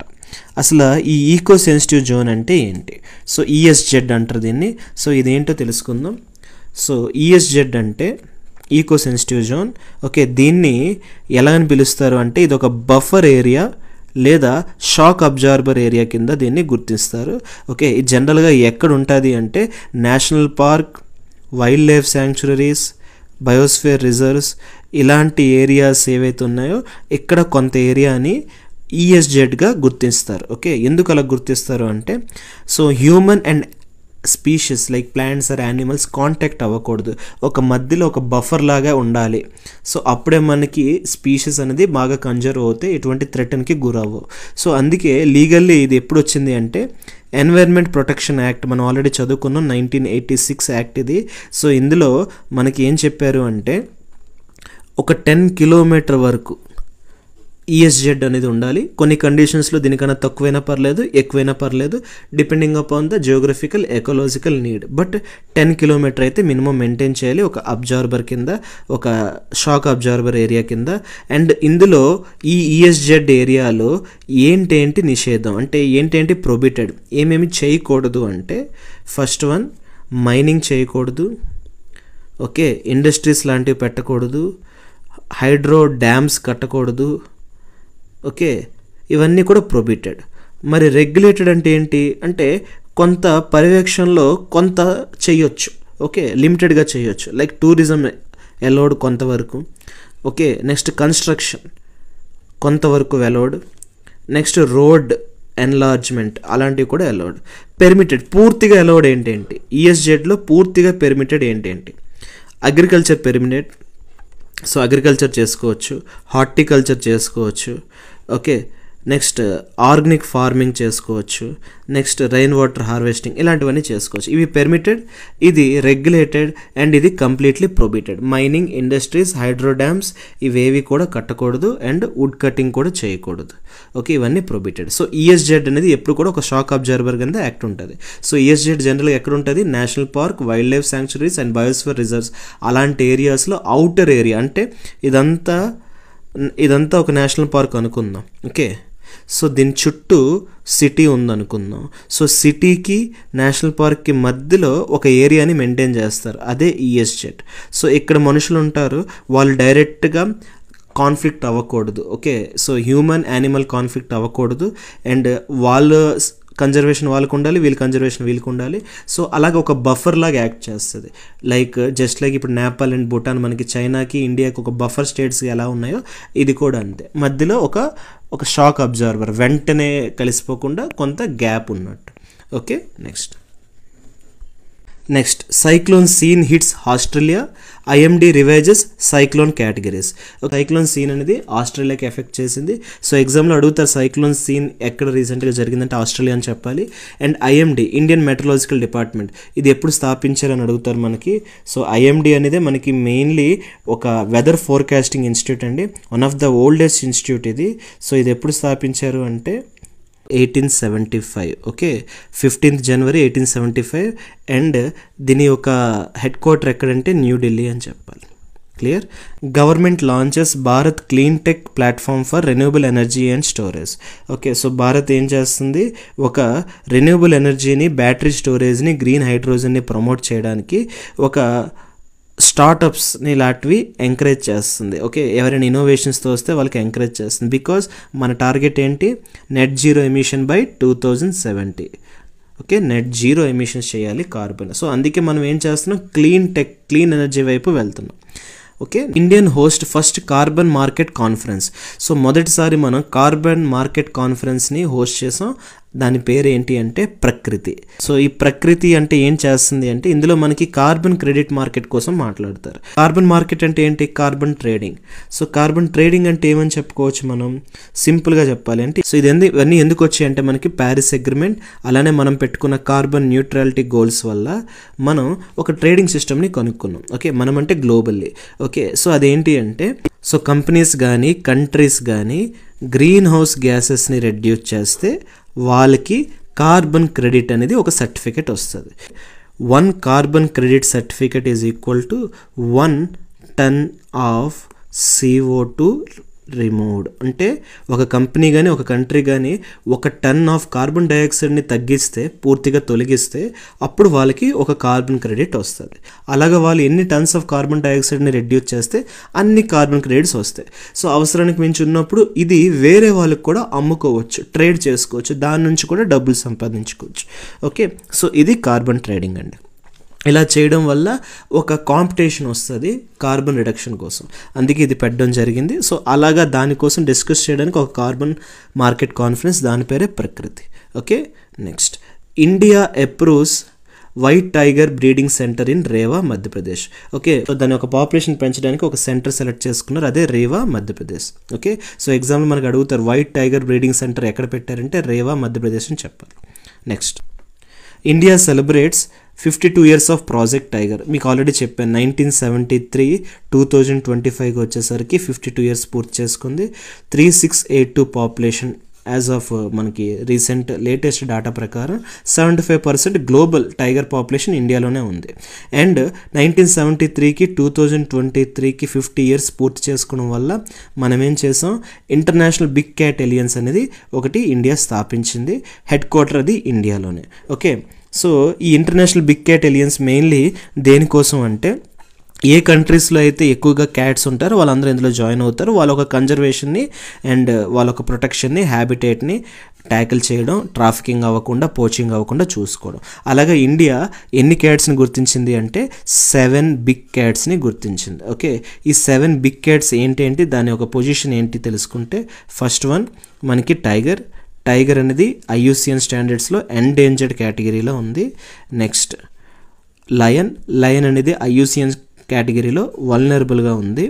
నెక్స్ట్ లియోపార్డ్, ఓకే, ఇది కూడా వల్నరబుల్ కేటగిరీలో ఉంది. నెక్స్ట్ స్నో లిపార్డ్, ఇది కూడా వల్నరబుల్ కేటగిరీలో ఉంది. నెక్స్ట్ చీతా, ఇది కూడా మనకి వల్నరబుల్ కేటగిరీలో ఉంది. నెక్స్ట్ పూమా లీస్ట్ కన్సర్న్లో ఉంది. అండ్ అలానే మనకి జగువార్, ఇది నియర్ థ్రెటన్లో ఉంది. ఓకే, సో ఇవి టోటల్ 7 క్యాట్స్ IBC అండర్లోకి వస్తుంది అండ్ దాని యొక్క IUCN స్టేటస్. మ్యాక్స్ అన్ని vulnerable, tiger endangered and jaguar near threaten, puma least concern. Next Asiatic lion population rising to 891. Okay, so 674 నుంచి 891 వరకు పెరిగింది. ఓకే, సో ఏషియాటిక్ లయన్ ఎక్కడ ఎక్కువగా ఉంటుందంటే మనం చెప్పాలి Gir wild life sanctuary. Clear? Next, so ఇవి కాకుండా ఇండియాలో ఏమేం ప్రాజెక్ట్స్ పెట్టారు, దేనికోసం పెట్టారు, ఎప్పుడు పెట్టారు, ఇవన్నీ లిస్ట్ అవుట్ చేస్తాను, నోట్ డౌన్ చేసుకోండి. ఫస్ట్ అండ్ ఫార్మోస్ట్ మనకి ప్రాజెక్ట్ టైగర్. సో ఇది మనకు ఆల్రెడీ తెలుసు, 1973లో పెట్టారు. Next project crocodile. ఓకే, ఇది ఎప్పుడు పెట్టారు అంటే 1975లో పెట్టారు. నెక్స్ట్ ప్రాజెక్ట్ ఎలిఫెంట్, ఇది 1992లో పెట్టారు. నెక్స్ట్ ప్రాజెక్ట్ లయన్ 1990లో పెట్టారు. ఓకే, ఎస్పెషల్లీ ఏషియాటిక్ లయన్స్ కోసం. Next project vulture. Okay, so project vulture అనేది 2006లో పెట్టారు. Next project dolphin. Okay, so ఇది 2009లో పెట్టారు. నెక్స్ట్ ప్రాజెక్ట్ ఒలివా లేదా ఆపరేషన్ ఒలివ్ రిడ్లీ టర్టిల్స్ కోసం. ఓకే, ఇది 1980s నుంచి ఉంది. ఓకే, ఒలివ్ రిడ్లీ టర్టిల్స్ని కన్జర్వ్ చేయడానికి. నెక్స్ట్ ప్రాజెక్ట్ స్నో లిపార్డ్, మనకి 2019లో పెట్టారు. అలానే ప్రాజెక్ట్ హ్యాంగ్వెల్. సో హ్యాంగ్వెల్ అనేది ఒక కశ్మీర్ స్టాగ్ అండి. సో ఇది కూడా మనకి ఆన్ గోయింగ్లో ఉంది. సో 2025లో ఉంది. సో మనకి ఇది ఇప్పుడు ప్రెజెంట్గా ఉంది. ఓకే, సో ఇది ఓవరాల్గా మనకి కంప్లీట్ ప్రాజెక్ట్స్. సో ఎగ్జామ్లో మనకి ఏం అడుగుతారంటే ఏ ప్రాజెక్ట్ నేమ్ ఏ ఇయర్ పెట్టారు, లైక్ ప్రాజెక్ట్ టైగర్ ఎప్పుడు, ప్రాజెక్ట్ క్రోకోడైల్ ఎప్పుడు, ప్రాజెక్ట్ ఎలిఫెంట్ ఎప్పుడు. సో అలాగే మనం ఇయర్స్ అన్నీ చదవాలి, అది దేనికి సంబంధించిన స్పీషీస్ అండ్ ఆ ప్రాజెక్ట్ పేరు తెలుసుకోవాలి. Okay, next next Kerala and Tamil Nadu to conduct Nilgiri tahr census. Okay, so Nilgiri దగ్గర మనకి నీలగిరి తార్ అని ఒక స్పీషీస్ కలిగి ఉంటుంది. ఓకే, సో ఇది జనరల్గా ఎక్కడ ఉంటుంది అంటే నీలగిరి మౌంటైన్స్ దగ్గర ఉంటుంది మనకి. ఓకే, ఇది ఎండేంజర్డ్ కేటగిరీలో ఉందండి. ఓకే, ఎండేంజర్డ్ కేటగిరీలో ఉంది అండ్ మెయిన్లీ ఇది వెస్టర్న్ ఘాట్స్లో మాత్రమే రెస్ట్రిక్ట్ అయి ఉంది. అండ్ ఈ నీలగిరి దగ్గరే మనకి ఏ ట్రైబ్స్ ఉంటారంటే టోడా ట్రైబ్స్ అని చెప్పాలి మనం. సో టోడా ట్రైబ్స్ నీలగిరి దగ్గర ఉంటారు. ఈ స్పీషీస్ ఏవైతే ఉన్నాయో ఇది నీలగిరి తార్. ఓకే, ఇది ఒక ఎండేంజర్డ్ కేటగిరీలోకి వస్తుంది. ఓకే, ఇండియాలో ఆల్మోస్ట్ ఇంకా మనకి 2000 మాత్రమే మిగిలి ఉన్నాయి. సో దీన్ని మనం కన్జర్వ్ చేసుకోవాలి. సో ఈ నీలగిరి దగ్గరే మనకి both Western Ghats and Eastern Ghats కలుస్తాయి. ఓకే, కంజక్షన్ అవుతాయి. ఓకే, ఈ సెన్సస్ ప్రకారం మనకి 2000 ఉందని తెలిసింది. Next Sagareshwar wildlife sanctuary. Maharashtra reports high deer population, India's first man made sanctuary. So India ఒక ఫస్ట్ మ్యాన్మేడ్ శాంక్చురీ అంటే మీరు చెప్పాలి సాగరేశ్వర్ వైల్డ్ లైఫ్ శాంక్చురీ మహారాష్ట్రలో ఉంది. ఇందులో ఎక్కువగా డీర్ పాపులేషన్ కలిగి ఉంది. ఓకే, నేను చెప్తారు ఎప్పుడు పెట్టారు అంటే 1985లో పెట్టారు. ఇదంతా కూడా పీపుల్ డెవలప్ చేస్తారు. అక్కడున్న పీపుల్ రీఫారెస్టేషన్ చేసి దీన్ని డెవలప్ చేయడం వల్ల ఇది అందుకే దీన్ని ఫస్ట్ మ్యాన్మేడ్ శాంక్చురీగా గుర్తించబడింది. WMO climate forecast. So WMO అని ఒక సంస్థ ఉందండి, వరల్డ్ మెట్రలాజికల్ ఆర్గనైజేషన్. దీని యొక్క headquarter Geneva, Switzerland. Okay, so ఇది ఏం ఫోర్కాస్ట్ చేసింది అంటే సో 2025 నుంచి 2029లో మనకి 86% ఆఫ్ ఛాన్సెస్ ఉంటుంది టెంపరేచర్ రైజ్కి. సో మనకి 1.5 డిగ్రీ సెల్సియస్ అనేది మన థ్రెషోల్డ్. సో దాన్ని మనం క్రాస్ చేసేస్తాము because of climate change and global warming. 86% chances ఉన్నాయి మనం పెట్టుకున్న 1.5 డిగ్రీ సెల్సియస్ ఏదైతే టార్గెట్ పెట్టుకున్నామో ప్యారిస్ అగ్రిమెంట్ అది దాటకూడదు అని. అది క్రాస్ అయ్యే ఛాన్సెస్ 86% ప్రాబిలిటీ ఉందని చెప్తున్నారు ఈ ఇయర్ నుంచి ఈ ఇయర్కి.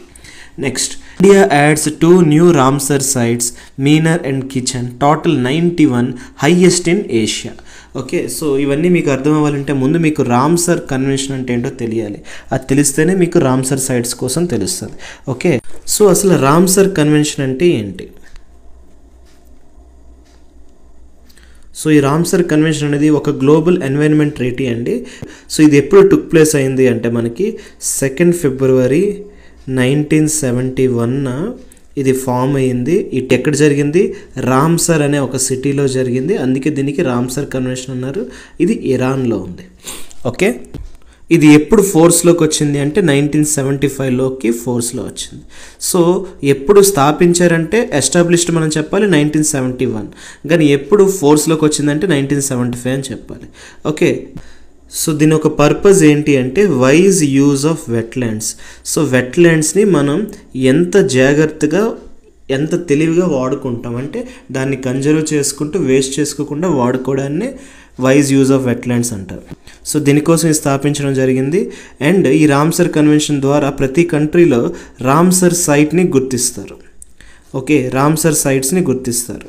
ఓకేగా మనకి రామ్సర్ సైట్గా గుర్తిస్తే అప్పుడు అది ప్రొటెక్షన్ అండ్ కన్జర్వేషన్ కేటగిరీలోకి వెళ్తుంది. అంటే దాన్ని కొంచెం జాగ్రత్తగా మనం చూసుకుంటాం.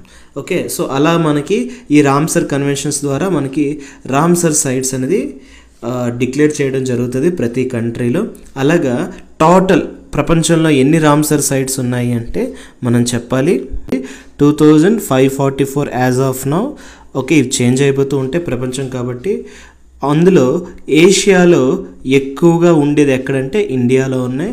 సో ఇండియాలో టోటల్ రామ్సర్ సైట్స్ ఎన్నంటే 91, యాక్చువల్లీ 89 ఈరోజు చదివిన కరెంట్ అఫైర్స్తో 91 అయ్యాయి. ఓకే, సో ఎక్కువ రామ్సర్ సైట్స్ ఎక్కడ ఉన్నాయని అడిగితే మనం చెప్పాలి యునైటెడ్ కింగ్డమ్ అని చెప్పాలి. ఓకే, కమింగ్ టు ఇండియాలో ఏ స్టేట్లో ఎక్కువ రామ్సర్ సైట్స్ ఉన్నాయంటే మనం చెప్పాలి Tamil Nadu. And oldest Ramsar site అంటే ఏం చెప్పాలి మనం? చిలికా, అలానే కెలోదియా నేషనల్ పార్క్.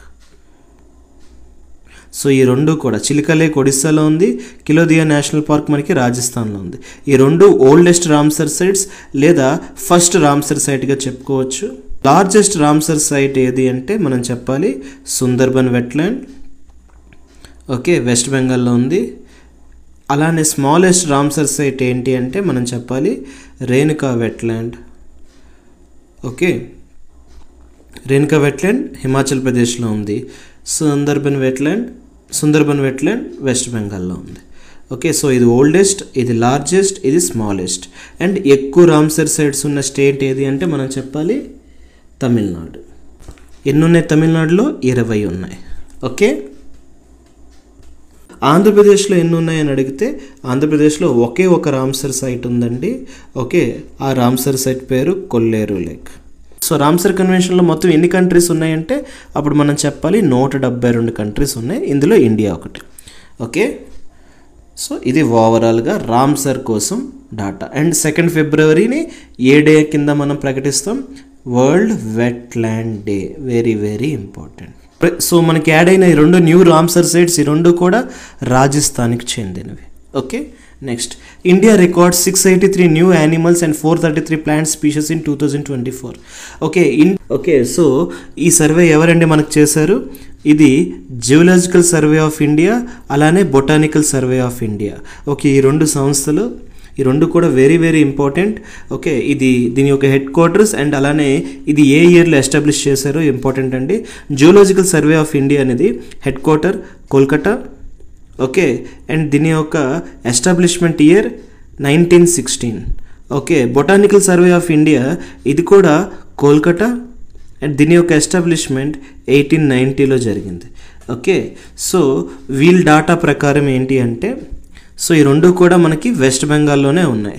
సో వీళ్ళ డాటా ప్రకారం ఏం చెప్తున్నారు అంటే 683 యానిమల్ స్పీసెస్ కొత్తగా కనుక్కోవడం జరిగింది, ఫైండింగ్ అయ్యే. అలానే 433 న్యూ ప్లాంట్ స్పీసెస్ ఫౌండ్ చేశారు.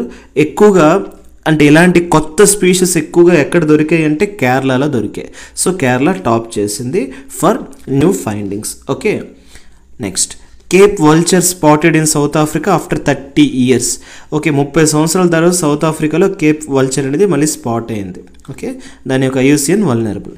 ఆల్రెడీ ప్రాజెక్ట్ వల్చర్ కోసం చెప్పాను, ఇది 2006లో ఈ ప్రాజెక్ట్ వల్చర్ అనేది పెట్టడం జరిగింది. ఓకే, సో టోటల్ అన్ని వైల్డ్ లైఫ్ ప్రాజెక్ట్స్ డాటా మీరు గుర్తుంచుకోవాలి. నెక్స్ట్ ఇండియాలో మనకి 3 types ఆఫ్ క్రోకోడైల్ స్పీషీస్ ఉన్నాయండి. అండ్ అవి ఏంటి అంటే మొదటిది గరియల్, ఓకే, రెండోది మగ్గర్ లేదా మార్ష్ క్రోకోడైల్ అంటారు, మూడోది సాల్ట్ వాటర్ క్రోకోడైల్. ఓకే, ఇవి 3 types ఆఫ్ క్రోకోడైల్స్ మనకు ఉన్నాయి. గరియల్ ఒక మౌత్ ఎలా ఉంటుందంటే స్ట్రైట్గా ఎలా వచ్చి, ఓకే, పైన మనకు ఒక బల్బస్ టిప్ కలిగి ఉంటుంది, ఇలా వస్తుంది దాని యొక్క మౌత్. అండ్ మగ్గర్ ఎలా వస్తుంది అంటే యూ షేప్లో ఉంటుంది.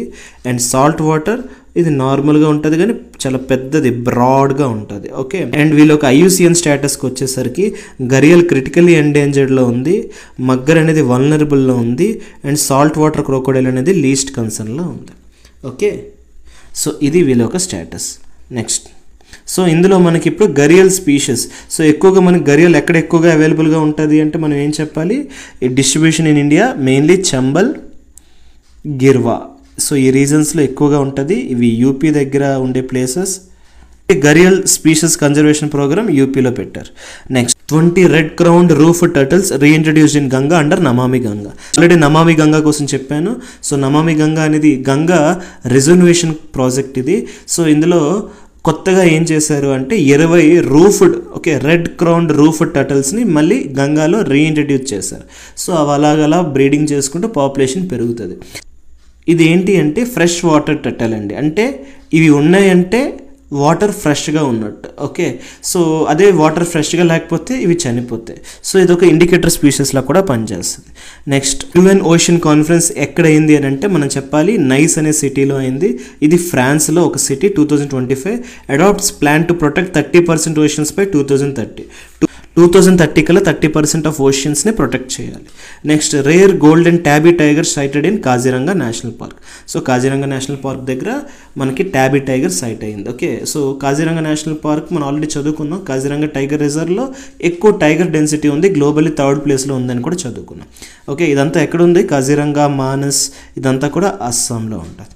Okay, next operation ఒలివా launched by coast guard to protect olive Ridley turtles. So operation ఒలివా అనేది మనకి ఇండియన్ కోస్ట్ గార్డ్ లాంచ్ చేశారు. ఓకే, ఇది మెయిన్లీ దేనికోసం అంటే ఒలివ్ రిడ్లీ టర్టిల్స్ని ప్రొటెక్ట్ చేయడానికి.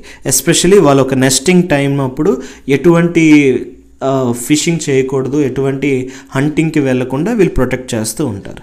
Okay, especially on the Odisha Coast. Okay, అక్కడ వాళ్ళు బ్రీడింగ్, అక్కడ ఈ టర్టిల్స్ బ్రీడింగ్ చేస్తూ ఉంటాయి, అక్కడ ఈ టర్టిల్స్ బ్రీడింగ్కి వస్తాయి. Okay, next India plans Rajasthan MP cheetah corridor 17,000 kilometres. So రాజస్థాన్కి ఎంపీకి మధ్యలో ఒక చీతా కారిడార్ పెడుతున్నారు. సో చీతా కారిడార్ అంటే ఏంటి? చీతాస్ మూవ్ అవ్వడానికి ఒక కారిడార్. సో సింపుల్గా చెప్పాలి అంటే, సో ఇదొక ఫారెస్ట్ మధ్యలో రోడ్డు ఉంది. ఓకే, సో ఇక్కడ మనుషులు ట్రావెల్ చేయడం వల్ల సో ఎంతో కొంత హ్యూమన్ యానిమల్ కాన్ఫ్లిక్ట్ అవుతుంది. సో చీతా కారిడార్ అంటే స్పెసిఫిక్గా చీతాస్కి ఒక కారిడార్ ఇచ్చేయడం, అంటే జస్ట్ లైక్ ఫ్లైఓవర్ లాంటిది కట్టడం, లేదా అక్కడ ఎటువంటి హ్యూమన్ పాసెస్ లేకుండా సెపరేట్గా ఉంచడం, అంటే వీళ్ళకంటూ ఒక కారిడార్ ఒక ప్లేస్ నుంచి ఇంకో ప్లేస్కి మూవ్ అవ్వడానికి వీళ్ళకంటూ ఒక పాసేజ్ని క్రియేట్ చేస్తున్నారు. ఓకే, సో అలాగా చీతా రియల్ లైఫ్గా సో చీతా అలాగా వైల్డ్ లైఫ్లో మంచిగా సర్వే అవ్వాలి అనేసి. ఓకే, నెక్స్ట్ సో ఒకప్పుడు మన ఇండియాలో ఎక్కువగా ఉండే చీతాస్ ఏషియాటిక్ చీతాస్ అండి. ఓకే, అవన్నీ ఎక్స్టింక్ట్ అయిపోయాయి, అంతరించిపోయాయి. సో ఎప్పుడు అంతరించిపోయిందంటే ఇయర్ అడిగితే మనం చెప్పాలి 1952. ఇప్పుడు ఇరాన్లో మాత్రమే కొన్ని ఉన్నాయి. సో రీసెంట్గా మనం ఏం చేసాము అంటే ప్రాజెక్ట్ చీతా లాంచ్ చేసాం. సో ఈ ప్రాజెక్ట్ చీతా 2022లో లాంచ్ చేయడం జరిగింది. ఓకే, సో ఇది 2022లో పెట్టారు. దీని యొక్క మెయిన్ పర్పస్ ఏంటి అంటే ఏషియాటిక్ చీతాస్ ఎలాగ అంతరించిపోయి ఇప్పుడు లేవు కాబట్టి ఆఫ్రికన్ చీతాస్ని ఇండియాలో ఇంట్రడ్యూస్ చేద్దాం. సో అది చీతా పాపులేషన్ని పెంచుదామని వీళ్ళ ఉద్దేశం. అలాగా వీళ్ళు తెచ్చారు. ఎక్కడి నుంచి? నమీబియా నుంచి, సౌత్ ఆఫ్రికా నుంచి, బోత్స్వానా నుంచి, రీజన్స్ నుంచి ఎక్కువగా మనకి చీతాస్ తేవడం జరిగింది.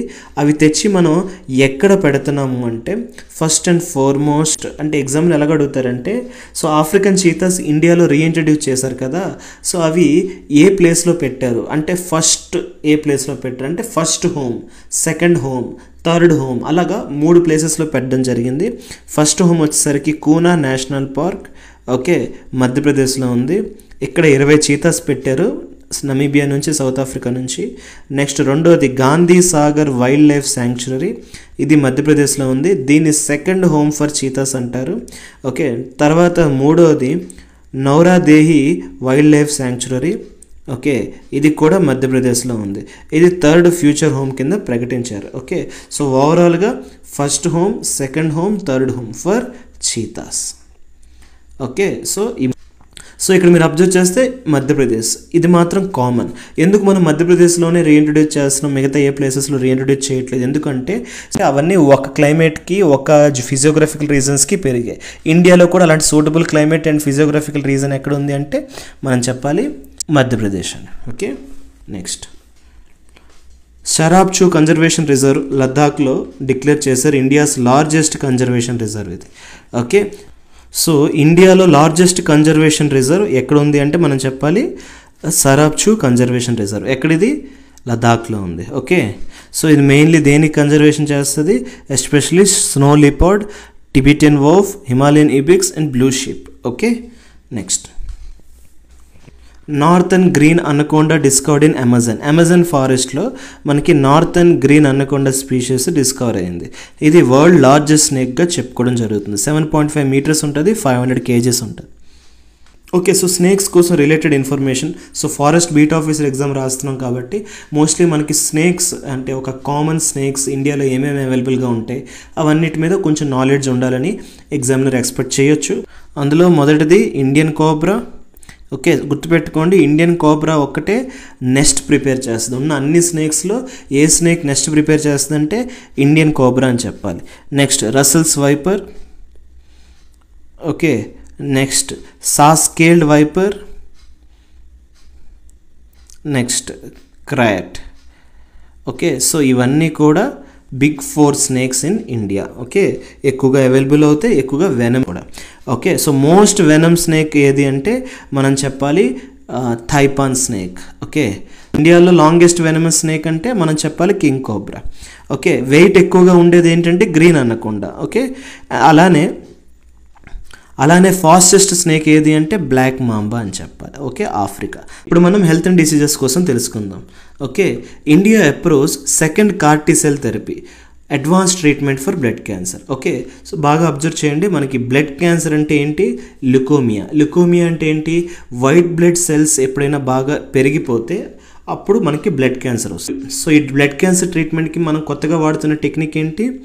CAR T cell therapy. Okay, ఇందులో సెకండ్ టైప్ ఆఫ్ థెరపీని కనుక్కోవడం జరిగింది. ఇండియా దాన్ని అప్రూవ్ చేయడం జరిగింది. దాని పేరే కార్టిమీ.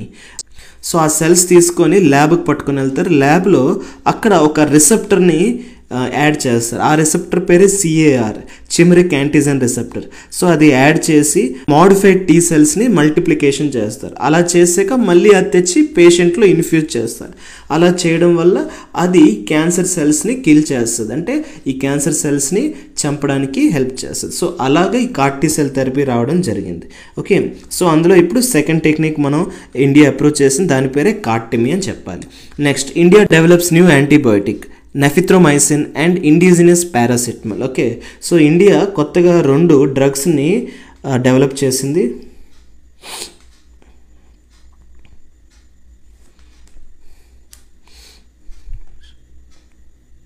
సో ఇండియా 2 ఇండిజినస్ యాంటీబయోటిక్స్ని డెవలప్ చేసింది. ఒకటి నెఫిథ్రోమైసిన్, ఇంకొకటి పారాసిటమాల్. ఓకే, సో ఈ 2 కూడా indigenous, completely India components, Indian technology use చేసి దీన్ని తయారు చేయడం జరిగింది. ఓకే, ఎస్పెషల్లీ దేనికోసం అంటే నిమోనియాకి పనిచేస్తుంది. Okay, pneumonia is a bacterial diseases caused by diplococcus pneumonia. Next, first made in India surgical robot SSI Mantra. So మనం హాస్పిటల్స్లో ఇండియా మేడ్ సర్జికల్ రోబోట్స్ని డిప్లాయ్ చేస్తున్నాం, అదే SSI మంత్ర. ఓకే, ఎవరు ఫౌండర్ ఈ యొక్క SSI company? Sudhir Srivastava. Next, variable stress sensing material developed by Indian scientist. మన Indian scientist variable stress sensing material తయారు చేశారు. సో అది మనం వేసుకుంటే మనం ఎంత స్ట్రెస్కి గురవుతున్నామో అది చెప్తుంది. ఓకే, ఇది ఏ ఇన్స్టిట్యూట్, ఏ సైంటిస్ట్ రీసెర్చ్ చేశారు అంటే Jawaharlal Nehru centre for advanced scientific research. Okay, next, ICMR develops Adfalcivax malaria vaccine. So ICMR అని ఒక సంస్థ ఉంది మనకి. సో ICMR ఫుల్ ఫామ్ ఏంటి? Indian council of medical research. Okay, ఇది ఒక ఎపెక్స్ బాడీ అండి. కంప్లీట్ మెడికల్ రీసెర్చెస్ ఇండియాలో ఏమేమి ఉన్నాయో అన్నిటికీ ఇది ఒక ఎపెక్స్ బాడీ, అంటే టాప్ బాడీ. ఇది న్యూఢిల్లీ హెడ్ క్వార్టర్ దీనిది. ఓకే, అండ్ ఇది ministry of health and family welfare కింద వస్తుంది. సో ICMR ఏంటి డెవలప్ చేసింది? Adfalcivax మలేరియా వ్యాక్సిన్ని ఇది కనుక్కోవడం జరిగింది. ఓకే, సో మనం ఎలా చెప్పుకోవచ్చు అంటే Adfalcivax అనేది India's first indigenous malaria vaccine కింద చెప్పుకోవచ్చు. ఓకే, అంటే completely make in India. Okay, so but ఇది దేనికోసం అంటే ఇది మెయిన్లీ ప్లాస్మోడియం ఫాల్సిపారంకి మాత్రమే పనికొస్తుంది. ఓకే, అసలు ఏంటేంటి ప్లాస్మోడియమ్స్? చూడండి, మలేరియా అనేది మనకి దేని వల్ల వస్తుంది అంటే ఒక పారాసైట్స్ వల్ల వస్తుంది. ఆ పారాసైట్ ఏంటి? Plasmodium parasite. సో ఈ ప్లాస్మోడియం పారాసైట్ జనరల్గా ఫీమేల్ ఎనోఫిలస్ క్యారీ చేస్తుంది ఒక ప్లేస్ నుంచి ఇంకో ప్లేస్కి, అందుకే దాన్ని వెక్టర్ అంటున్నాం. ఓకే, సో ఈ ప్లాస్మోడియంలో టైప్స్ ఉన్నాయి. మొదటిది ఫాల్సిపారం. ఓకే, ఇది చాలా డేంజరస్. ఓకే, దీనివల్ల మనకి హై డెత్ రేట్ ఉంటుంది. నెక్స్ట్, రెండోది ప్లాస్మోడియం వివాక్స్. ఓకే, ఇది కూడా ఇండియాలో చాలా ఎక్కువగా ఉంటుంది అండ్ ఇది లివర్ ఎఫెక్ట్ చేస్తుంది. ప్లాస్మోడియం మలేరియా, ఇది కూడా మనకి ఎన్నో ఇయర్స్ మలేరియా క్రోనిక్ ఫీవర్గా మార్చేస్తుంది. నెక్స్ట్, ప్లాస్మోడియం ఓవెల్, ఇది ఎక్కువగా మనకి ఆఫ్రికాలో ఎక్కువగా దొరుకుతూ ఉంటుంది ఇది.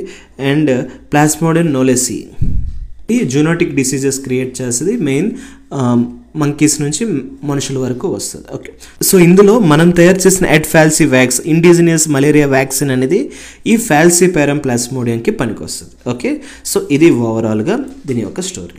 Next, new COVID-19 variant XFC reported in India, 163 cases మహారాష్ట్రలో అయ్యాయి. International Diabetic Federation identifies type 5 diabetes linked to malnutrition వల్ల టైప్ 5 డయాబెటీస్ వస్తున్నాయి. India develops indigenous stroke device to remove clots in brain. Okay, బ్రెయిన్లో clots తీయడానికి indigenous stroke device కూడా India develop చేస్తుంది. ఎక్కువగా మనం ఇండిజినస్ వైపు వెళ్తున్నాం, మేడ్ ఇన్ ఇండియా ప్రొడక్ట్స్ వైపు వెళ్తున్నాం. Okay, next Cipla launches Cip air app for asthma self check.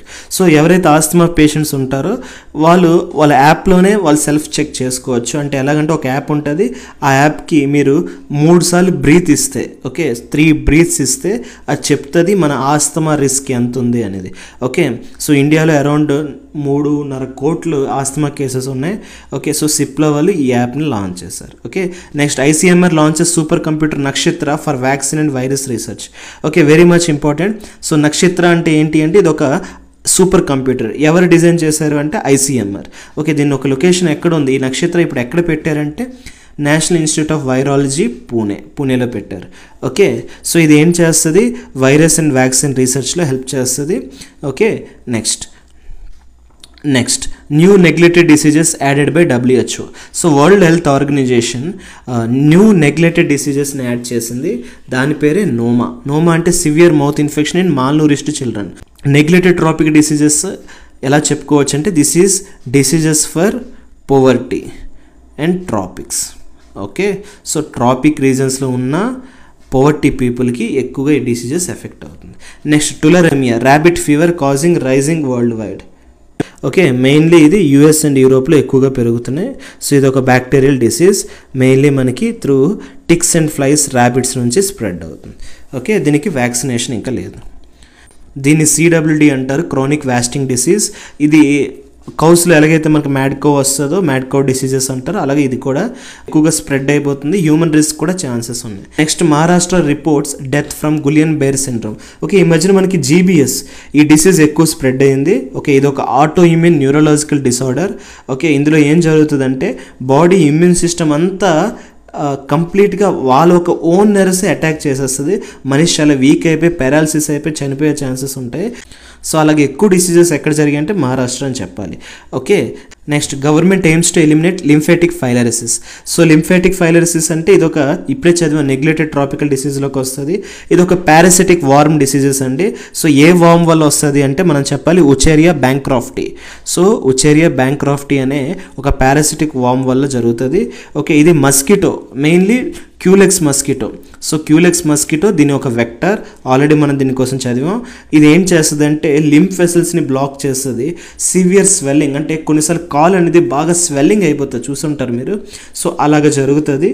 So దాన్నే మనం ఎలిఫాంటిసిస్ అంటారు, అంటే ఏనుగు అంత కాల్ అయిపోతాయి, అందుకే దాన్ని ఎలిఫాంటిసిస్ అంటారు. ఓకే, ఇది 2027 కల్లా 111 డిస్ట్రిక్ట్స్లో ఎలిమినేట్ చేద్దామని గవర్నమెంట్ ప్లాన్ చేస్తుంది. సో ఎగ్జామ్లో మనకి ఏమడుగుతారు, lymphatic filariasis is a which type of diseases అంటే మనం చెప్పాలి పారాసిటిక్ వార్మ్ డిసీజ్ అని చెప్పాలి. ఓకే, ఇది ఒక వార్మ్ డిసీజ్ అండ్ దీని యొక్క వెక్టర్ ఎవరు అంటే క్యూలెక్స్ మస్కిటో అని చెప్పాలి. ఓకే, దీని యొక్క పారాసిట్ పేరు ఏంటి అంటే ఉచేరియా బ్యాంక్రాఫ్టీ అని చెప్పాలి. Okay, next Biolumpi vaccine launched for lumpy skin diseases in cattle. Okay, ఇది బయోవెట్ అండ్ ఐకర్ కలిపి చేశారు ఇది. Next IIT Madras launches cancer genome atlas, ఒక డేటాబేస్ అట్లాస్కి. Okay, for early detection. Okay, next so WHO declare చేసింది Papua new గినియాలో polio అనేది outbreak అయిందండి, పోలియో స్ప్రెడ్ అవుతుంది. ఈవెన్ దో కేసెస్ 1988 నుంచి తగ్గినప్పటికీ ఇప్పుడు మళ్ళీ పోలియో వస్తుంది అని చెప్తున్నారు. ఓకే, సో అదొక WHO అలర్ట్ ఇచ్చింది. Next new human blood group crib, ఎగ్జామ్లో ఇది అడిగే ఛాన్సెస్ ఉంటుంది. కొత్తగా ఒక బ్లడ్ గ్రూప్ కనుక్కోవడం జరిగింది బెంగళూరులో. సో ఆ బ్లడ్ గ్రూప్ పేరు ఏంటి అంటే CRIB. Okay, so CRIB full form ఏంటి, Cromer India Bengaluru. Okay, Cromer India Bengaluru. Okay, so Cromer అనేది blood group system. Standard blood group ఏంటి, ABO బ్లడ్ గ్రూప్, దానికి RH ఫ్యాక్టర్ ఉంటుంది కదా. కాకపోతే ఈ రెండు కాకుండా, ఈ రెండు ఫిట్ అవ్వకుండా వేరే బ్లడ్ గ్రూప్ వస్తుంది. సో దానికి వీళ్ళు పెట్టిన పేరే Cromer blood group. Okay, France discovers ultra rare blood group Gwada negative. So ఫ్రాన్స్లో కూడా ఒక అల్ట్రా రేర్ బ్లడ్ గ్రూప్ని డిస్కవర్ చేస్తారు, దాని పేరే Gwada negative. Okay, next shingles vaccine reduce risk of dementia and heart diseases. Okay, so shingles vaccine ఏదైతే ఉందో దాని యొక్క న్యూ బెనిఫిట్స్ ఏంటి అంటే ఇది డిమెన్షియా రాకుండా రిస్క్ని తగ్గిస్తుంది, అలానే హార్ట్ డిసీజ్ రాకుండా కూడా ప్రివెంట్ చేస్తుంది. నెక్స్ట్ మార్ఫన్ సిండ్రోమ్, ఇది ఒక rare genetic disorder affecting heart, eyes and bones. Okay, next Kounis syndrome. Okay, ఇది ఒక రేర్ ఎలర్జిక్ హార్ట్ అటాక్. ఇది మెయిన్లీ మనకి బీ స్టింగ్స్ వల్ల వస్తుంది. ఓకే, దీని యొక్క ఎలర్జీ ఎలా ఉంటుందంటే హార్ట్ వెసల్స్కి ఇన్ఫ్లేమ్ చేసి హార్ట్ అటాక్ వచ్చేలా చేస్తుంది. India develops AdFalciVax malaria vaccine, ఇది ఆల్రెడీ మనం చదివాం. Okay, next Switzerland approves Coartem baby, world first malarial drug for infants. So ప్రపంచంలోనే మొదటి మలేరియల్ డ్రగ్ అండి for infants. Okay, newborn బేబీకి ఇది సేఫ్టీ మలేరియల్ డ్రగ్ అని చెప్పొచ్చు. Next IISc, okay, Indian Institute of Science launches Bharat study. Okay, so India's first database of ageing biomarkers. So ఇది mainly దేనికోసం అంటే ఇది ఏజ్ రిలేటెడ్ డిసీజెస్ని ట్రాక్ చేయొచ్చు, like Alzheimer's, heart diseases, diabetes. So India's first ageing biomarker database ఏది అంటే మనం చెప్పాలి Bharat study. Okay, next scientist identify pineapple gene that protects against fungus ఫుసేరియోసిస్. Okay, so pineapple జీన్ని find చేశారు. అది ఏం చేస్తుంది అంటే దానికి రెసిస్టెన్స్ ఉంది ఫంగస్ ఫుసేరియోసిస్ని రెజిస్ట్ చేయడానికి, రాకుండా ఉంచడానికి, ప్రివెంట్ చేయడానికి. ఓకే, అదండి హీరోస్ క్లాస్. మీకు ఈ క్లాస్ నచ్చిందని అనుకుంటున్నాను. మీకు ఈ క్లాస్ నచ్చినట్లయితే లైక్ చేయండి, కామెంట్ చేయండి, సబ్స్క్రైబ్ చేయండి, మీకు తెలిసిన వాళ్ళకి షేర్ చేయండి. నేను పెడుతున్న ఈ ఎఫర్ట్స్ ఎక్కువ మందికి రీచ్ అయ్యేలా చూడండి. మళ్ళీ మీ ముందు కొత్త వీడియోతో వస్తాను. అంతవరకు థ్యాంక్ యూ సో మచ్.